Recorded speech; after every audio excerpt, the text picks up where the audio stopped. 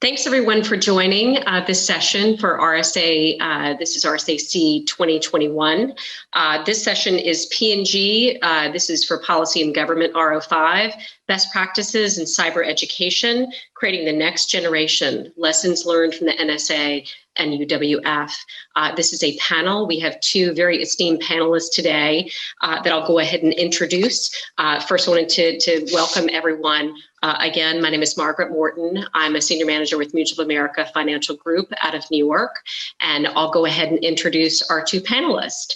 And a quick housekeeping note, their bios are also on the site, as well as the presentation in PowerPoint format. Our first panelist is going to be Iman El-Sheikh. She is an Associate Vice President at the University of West Florida. She leads the Center for Cybersecurity and is also a Professor of Computer Science at UWF. Iman has extensive experience in cybersecurity education, research, and workforce development. She's received several awards related to cybersecurity, education, and diversity, and was recognized among the 2020 women leaders in cybersecurity by Security Magazine. Dr. El-Sheikh leads several national and regional initiatives, including the National Cybersecurity Workforce Development Program and the Southeast Regional Hub for the National Centers of Academic Excellence in Cybersecurity. She has received numerous grants to enhance cybersecurity education, workforce development, and capacity building. And she has launched what's called the Cybersecurity for All program that you'll hear about today to enhance competencies and hands-on skills for evolving cybersecurity work roles. This program was recognized among the 2020 innovations in cybersecurity education. She teaches and conducts research related to the development and evaluation of artificial intelligence and machine learning for cybersecurity. She's published several books, including most recently, Computer and Network Security Essentials by Springer Publishing, and she's authored over 75 peer-reviewed articles and given over 100 invited talks and presentations. Iman also has co-founded the Florida Women in Cybersecurity affiliate. She holds an MS and PhD in computer science from Michigan State University. Next, we have Diane Janicek. Diane is an award-winning cybersecurity leader from the NSA and a sought-after speaker. As an innovator, she has been a member of the Defense Intelligence Senior Executive Service, the SES, since 2012. She currently serves as the NSA's Commandant and Training Director for the National Cryptologic School, which is comprised of 4 colleges, to include the Colleges of Cyber and Cryptology. In her role, she manages and oversees the delivery of unique courses for the U.S. intelligence workforce, both civilian and military, in the areas of cyber, network security, cyber resilience, and encryption, ensuring a strong federal workforce to defend critical national security networks.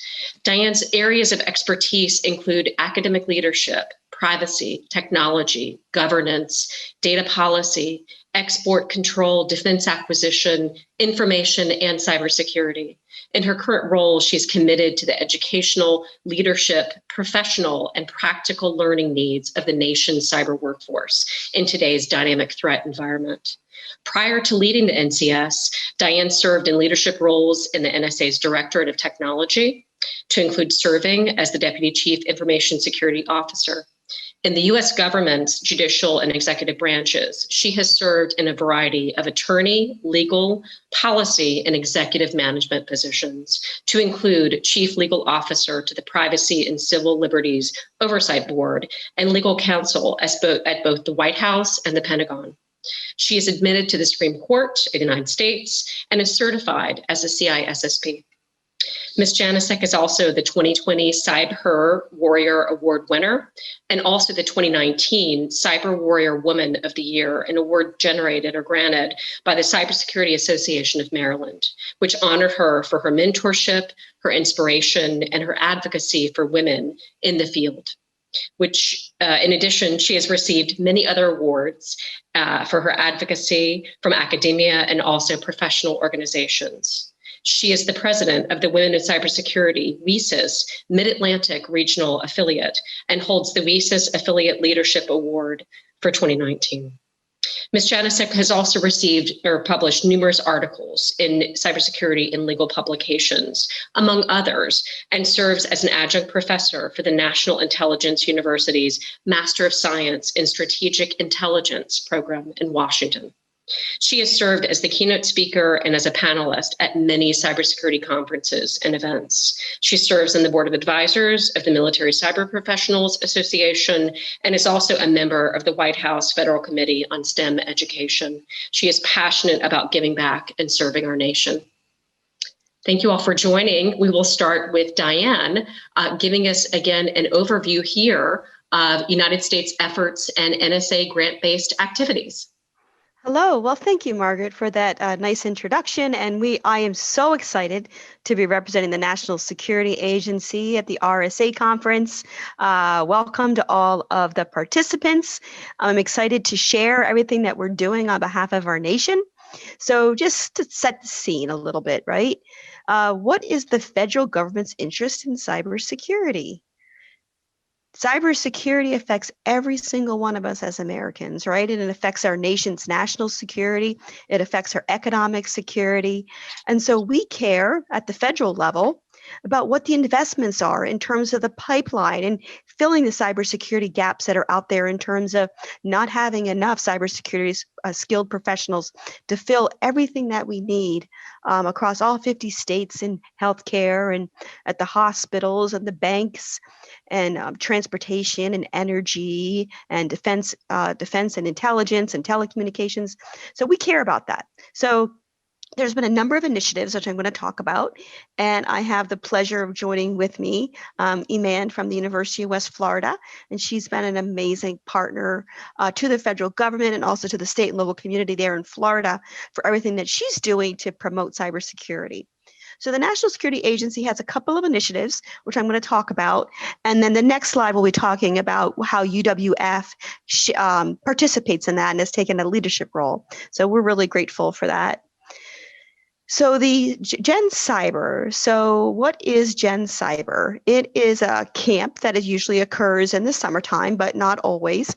And it's a partnership with the National Science Foundation. The National Science Foundation is an organization that really sponsors R&D across multiple areas across the country, with universities, with all different levels in terms of creation and innovation. So we started the Gen Cyber Camp about 7 years ago. We now have Gen Cyber Camps in 48 states. This year we'll be having 154 camps in 44 states and the District of Columbia in Puerto Rico, and serving about 5,000 students. And it's all free of charge to get kids excited about cyber so they can say, oh, that's what cyber is. Okay, great. So you'll hear a little bit more about that in a couple of other slides. We also started because there's a national imperative, right, to have a cybersecurity degree program, that we have cybersecurity professionals. Well, 20 years ago, universities didn't have cyber degrees, right? They didn't even exist. There wasn't a curriculum. There wasn't teachers. We're starting from scratch. So 20 years ago, we started the Centers of Academic Excellence Community, which is a program where we're asking schools to adopt the rigorous standards that we need to teach cybersecurity in the areas of three areas: cyber defense, cyber operations, and research. And 20 years later, we now have 330 schools in the program. So that's pretty exciting. We also have 2-year community colleges in the program, and we also have HBCUs and minority serving institutions in the program. So we're looking at getting all hands on deck, all 50 states, all abilities joining in. The next initiative that started with a bipartisan effort with the Hill, they supported a workforce development program. So you're thinking workforce development. That's more of cross-training. It's not really the younger kids coming in, but it's usually more of an adult learning and cross-training into cybersecurity. So we have a great partnership with UWF. They have a number of coalitions, and you'll be hearing from them, and how they're recruiting veterans and first responders that want to transition to cybersecurity to keep giving back, because that's what cybersecurity field is all about, right? It's people that love to give back, love to secure data, love to secure people, proprietary information. It's pretty exciting things. So kudos to all those that are looking into cross-training. This is a program here that will really help you get that education. The other thing that the National Security Agency does on behalf of the Pentagon is we offer a scholarship program. And it's pretty exciting.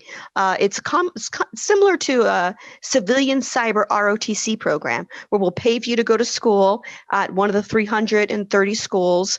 And with that, then you give back after you get your degree. So it's pretty exciting there. So if you're interested in the DoD Cyber Scholarship Program, you can look up that information off the NSA.gov. You can also look at someone from the two-year community colleges as well. And then SETI is the initiative that I mentioned to you with minority serving institutions and HBCUs. So common goals and activities. What you'll be hearing from us today about is everything that we're trying to do to support increasing the number of skilled cybersecurity professionals in this amazing profession that we have. So back to you, Margaret. Thanks so much. I think one of our next discussions here is really highlighting UWF and how this has really been an ideal program and a fit with UWF. Did you want to kind of walk us through these steps as well? Sure, I'd be happy to. So, University of West Florida, they're very much leaders in this field. They have done a number of Gen Cyber camps, and I believe you'll see later in the slides a couple of photos from their camps. Camps are really K-12. They can be focused on middle school or high school. Could be all girls. The diversity population is usually running about 46% in terms of the diversity of our of the students that participate in the Gen Cyber camps. And then I mentioned the Cybersecurity Workforce Development Program. There's actually going to be a slide on that, which is really, really interesting in terms of the cross-skilling, or what we're calling really is upskilling. So that's the effort to upskill, and tremendous amount of interest with the Veterans Administration, the Labor Department, Department of Education, at the state and federal level. A lot of people looking at apprentice programs. How can we get people to cross-train and get into these areas that we need them? They may not have the skills, but you set them up with really neat programs like the one that you'll hear from my man, and they get to cross-train and get paid while they're doing it and have the tuition paid for it, and then they get to serve back, and they serve our country and make us more secure.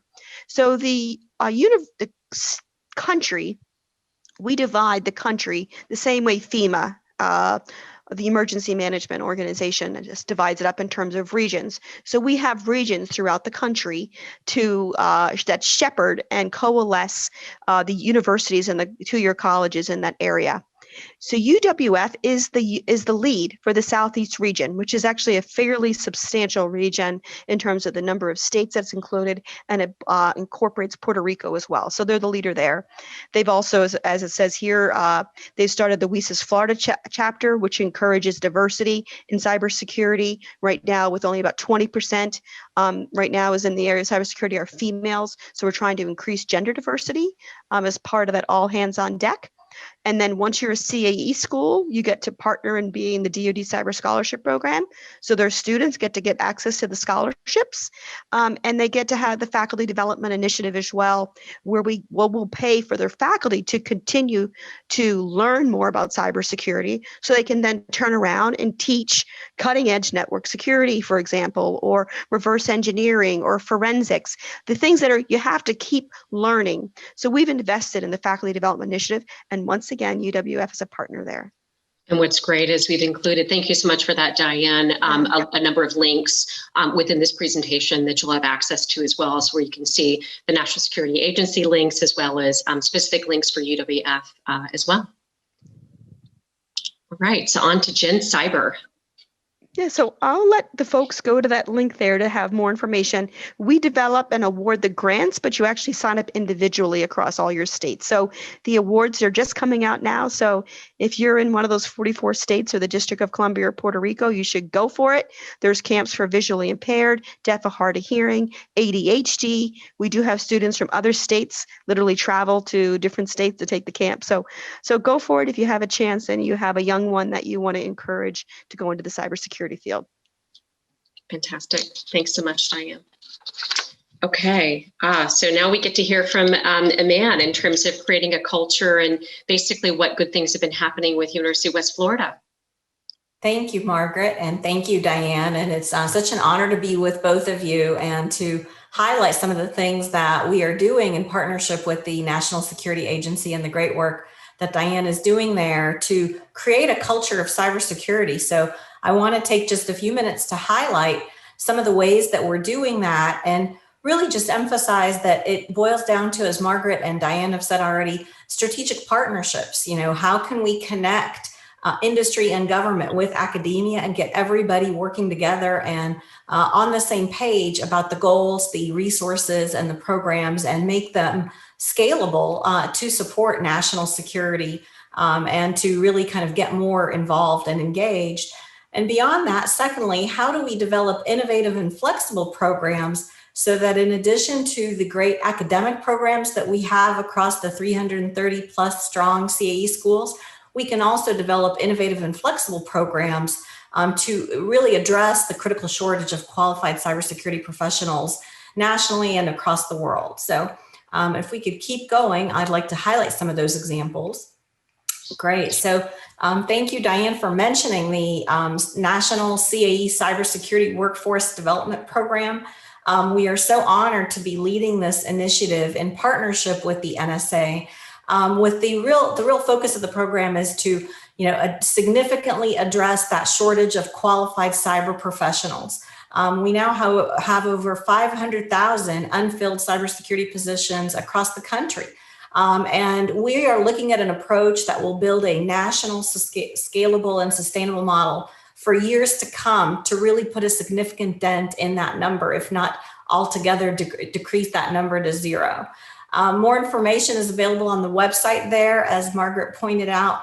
And to give you our audience kind of a little overview of the program, it focuses on recruiting transitioning military, veterans, and first responders, those who bring a great prior experience, diverse skill sets, and who already have a passion for serving our country. And the program will help prepare them through training, through hands-on skills development, through career and professional development, to go into cybersecurity roles in our critical infrastructure sectors. Initially, we are focusing on financial services, defense industrial base, and energy. And as we've seen with the latest breaches, there's no better time than to engage our national citizens and service members and personnel across the country to really help prepare them to support critical infrastructure security. Over the next 3 years, we have a very lofty goal, and that is to train 1,600 veterans and first responders across the country and help place them into cybersecurity roles across the country. We are doing that in partnership with a fabulous coalition of CAE schools, or Centers of Academic Excellence, across the country that each have developed expertise and success in workforce development. So from the University of West Florida and South Florida and Florida International University on the East Coast, to Eastern New Mexico University, to San Antonio and College and the University of Texas at San Antonio, to Augusta University and Dakota State University and the University of Houston. We've really kind of reached broad and far, north and south, east and west across the country to build a nationally scalable program. More importantly, what we're doing concurrently is building the infrastructure for a national program so that, as Diane pointed out, in future years, the goal is to make this available to broader, diverse populations, women, underrepresented minorities, other target populations, and the public across the country so that they can upskill and reskill and join the cybersecurity workforce. And that over time, we can also expand this program to 330 going strong. Will probably be at 400 by the end of the year to CAE schools to engage them in offering workforce development programs in addition to their academic programs and really make a significant dent in the lack of qualified professionals. So I can, if we keep going, I could talk a little bit about other kind of programs that we've launched to address the shortage and really increase the number of qualified cyber professionals. A few years ago, we launched the Cybersecurity for All program, and the website is there if you'd like to check it out, with a goal of enhancing readiness for and filling cybersecurity jobs. I have been, for the last couple of years, passionate about addressing the workforce crisis that we keep hearing about nationally. We want to get as many people qualified and into jobs as possible. And this program not only helps individuals, it also helps organizations by identifying how we can either upskill or reskill their personnel for evolving cyber roles. As we see, many organizations are shifting where rather than having large number of personnel focused in IT, they need more people qualified in cyber security and cyber defense topics. Or many organizations are expanding their cybersecurity personnel and would like to upskill or reskill people that they have in order to fill those work roles from within. And so the program is designed to be agile and flexible and cutting edge to meet those goals. And more importantly, we also want to focus on skills and competencies. We always hear from employers that what they are looking for, the number one criterion is, do individuals have the skills for the job from day one? And so we've launched the program with an emphasis on how do we engage and develop hands-on skills and competencies using the Florida Cyber Range that we operate and maintain at the University of West Florida.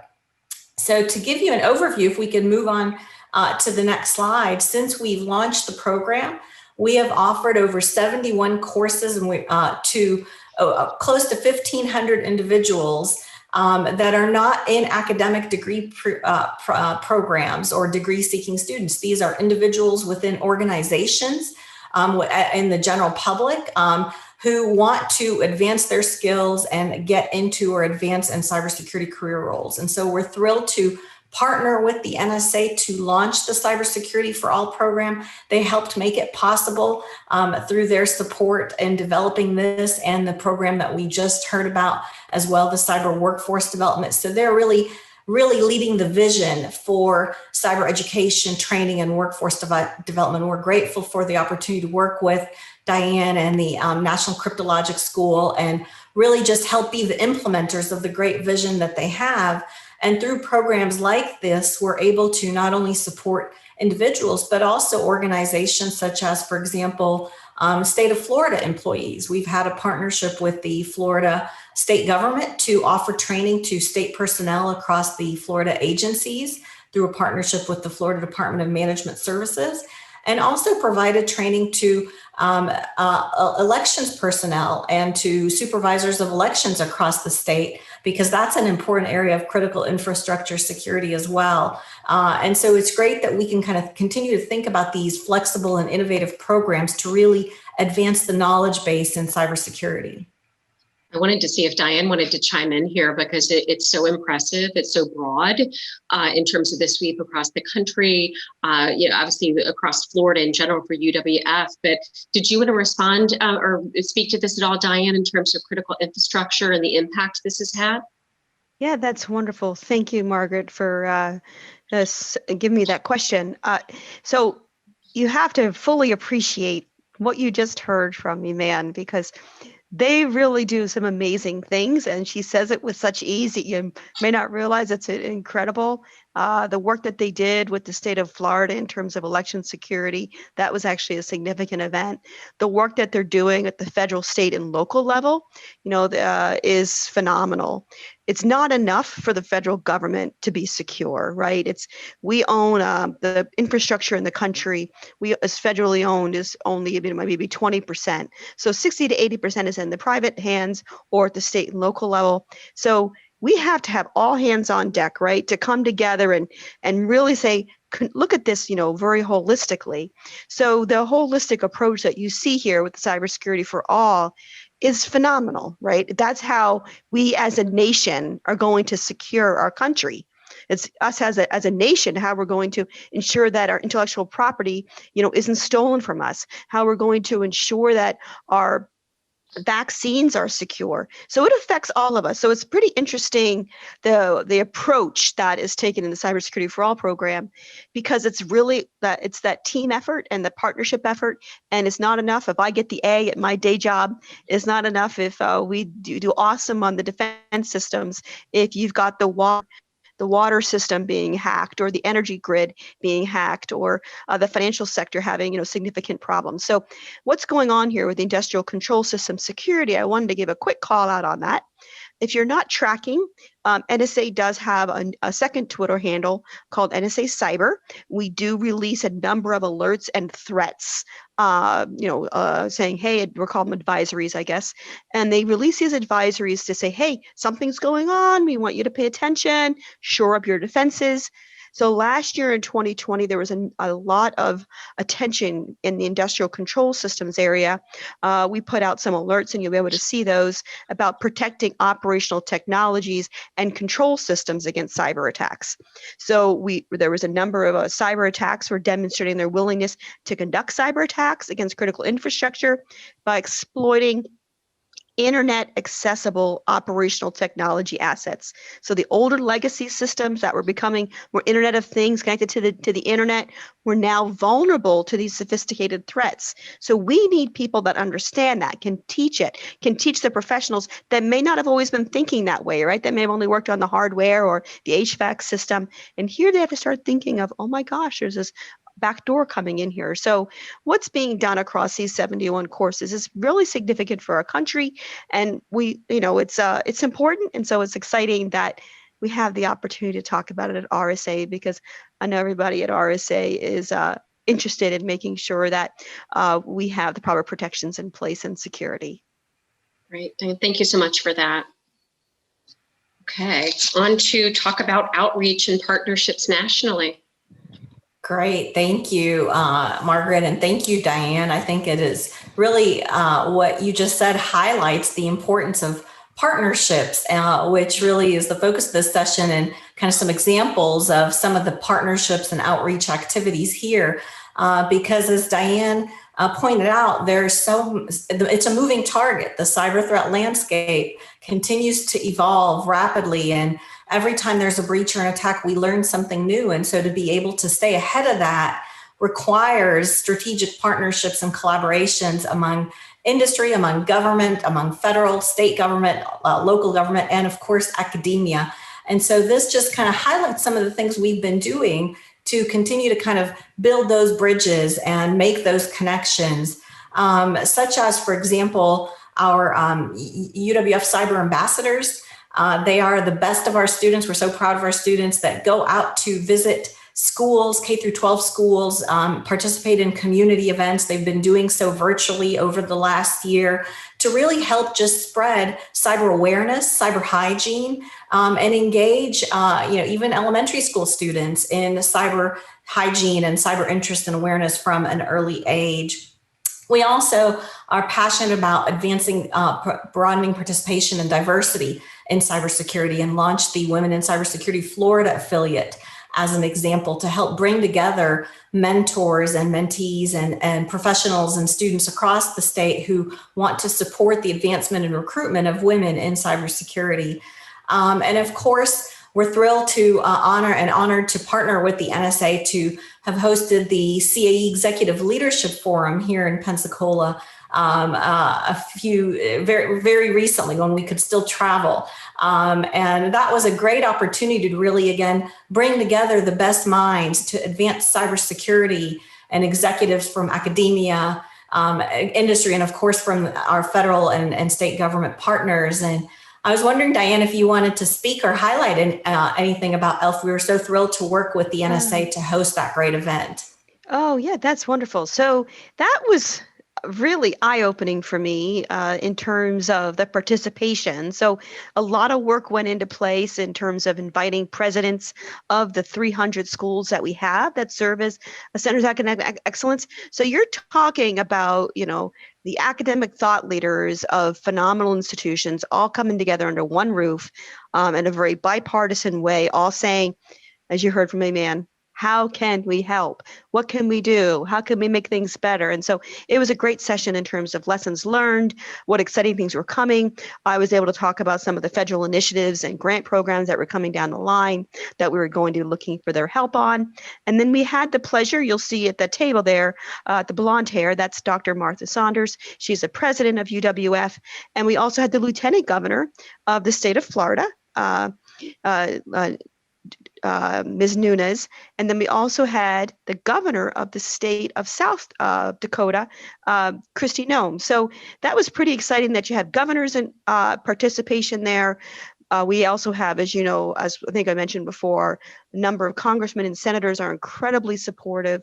They all recognize that, their states have an interest here. So it's just a really exciting area to be in, that we all have a common core and common denominator, and that is just to make our country stronger. Wonderful. Thanks so much, Diane, for that as well. So Aman, back to you. In terms of UWF camps, a lot happening there, especially, again, with the NSA. Yes, as Diane mentioned earlier, the Gen Cyber program is a fabulous program, and I think great service for our country to just be able to provide that support to colleges and universities to offer camps across the country where participants can participate in great learning activities and have fun at no cost, because of the generous support from the NSA and NSF to support these Gen Cyber camps. So we've been really kind of taking advantage of participating in that program and offering camps, thrilled to offer camps the last 3 or 4 years at UWF, where we started with the students, and you'll see their pictures from our student camps. And then you'll also see pictures of our teacher camps, because as Diane pointed out, we need to get the teachers and the faculty involved as well. We need to get their expertise up to date. And so we wanted to make sure that the K through 12 teachers were equipped to then teach cybersecurity in their classrooms. This coming summer, we're actually excited that next month we are going to partner with the Girl Scouts to offer a camp for middle school girls, where they can earn Girl Scouts cybersecurity badges as part of the camp. We'll also be offering a teachers camp for K through 12 teachers. And we're going to be doing both virtually so that we can broaden participation and continue to deliver cyber awareness and cyber knowledge and skills in this virtual environment. That's great. It sounds like a great collaboration. Wonderful. Thank you so much. In our last final minutes, I wanted to flash up again the contact information slide that we have here. And certainly we encourage anyone to put questions in on chat. Those will be answered after the fact for any of these sessions that are in the policy and government track this year for NSA, but we strongly encourage those questions. Please feel free. Again, they'll be answered after the fact, but everyone's contact information, everything's here in terms of their Twitter handles. But I wanted to give the last few minutes to both Diane and also Amanda to give us some closing remarks. Thank you. Great. Well, thank you, Margaret. So if there's any question in your mind that there's a federal imperative to close a cybersecurity gap, put that out of your mind, because there is absolutely a federal imperative, but there's more than just that. There is tremendous amount of energy, tremendous amount of momentum at the White House, both the Senate and Congress, all of the federal agencies. Most state governments are investing in education and apprentice programs. Everyone is really looking in this space. So if you're thinking, something needs to be done here, my guess is there's probably something that is being done. If you want to join in, do some research, and of course, reach out to us if you want to find something in your local space, because if we get everyone involved, we're just going to be stronger as Americans, and our country is going to be better for it. So we hope we spawned your interest in getting excited to give back, to get into the field, to be a mentor, to help out with a camp. And thank you so much for the opportunity. Over to Iman. Thank you. Thank you again, Margaret and Diane. It's been an honor to just be with you all talking about these important topics. And like you both mentioned, there's a lot that's being done and a lot that still needs to be done. And as Diane just said, we welcome all participation and support. So please do reach out to us if you'd like to, whether you're employers, universities, colleges, learners, donors, supporters, advocates, volunteers. We need everyone's support to be successful and to continue to lead in cybersecurity and to make it a possibility for our national security and for every and each and every one of us. And I always talk about of course, the partnerships, the strategic partnerships, and the ABCs of cybersecurity. So A, be adaptive, B, be bold, and C, be creative. And together we will make a difference and continue to kind of build a great future for our country. Thank you both so much for a great session, and I hope this has been beneficial for everyone. And we look forward to your questions and comments, and have a great conference this year. Thank you. Thanks. Bye, everybody. Thank you for calling in. Thank you.